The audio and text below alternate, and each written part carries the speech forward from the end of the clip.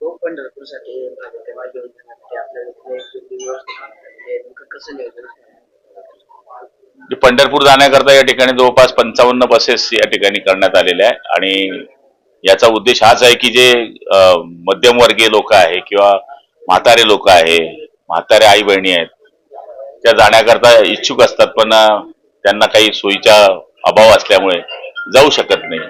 त्यामुळे एकत्रित सगळे मतदारसंघाचे जेवढे लोक आपल्याकडनं घेऊन जाता येतील तेवढे लोक आम्ही या ठिकाणी जवळपास 2500च्या वरती लोक घेऊन जातोय. त्यांना घेऊन जाणे, त्यांना दर्शन होईपर्यंत, त्यांना घरापर्यंत आणण्यापर्यंत आमचे जे शिवसेनेचे शिवदूत आहे आणि स्वयंसेवक आहे हे जवळपास 50-60 लोक त्यांच्या मदतीला आहे. त्यामुळे या निमित्ताने पंढरीची वारी सगळ्यांची होणार आहे.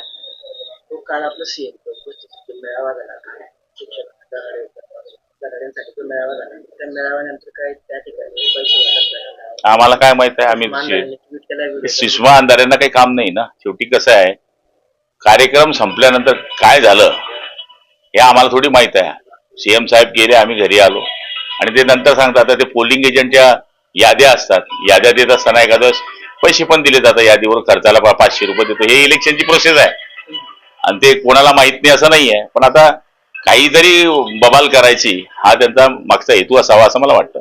काल महाविकास आघाडीचं आंदोलन झालं केळगावमध्ये. या आंदोलनामध्ये माझे सरपंच त्यांनी मंगेश चव्हाणांना ते गोळ्या मारण्याचं मला काही माहित नाही, कारण की या गोष्टीची मला काही माहिती नाहीये. पण असं कधी असेल तर त्याचा निश्चितपणाने कॉग्निझन घेतलं पाहिजे असं मला वाटतं.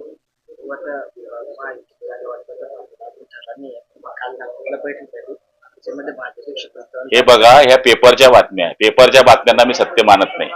टेबल न्यूज वरून आपण अंदाज ठरवतो आणि त्याच आमच्याकरता प्रतिक्रिया मागतात. मला तरी वाटतं ती योग्य नाहीये.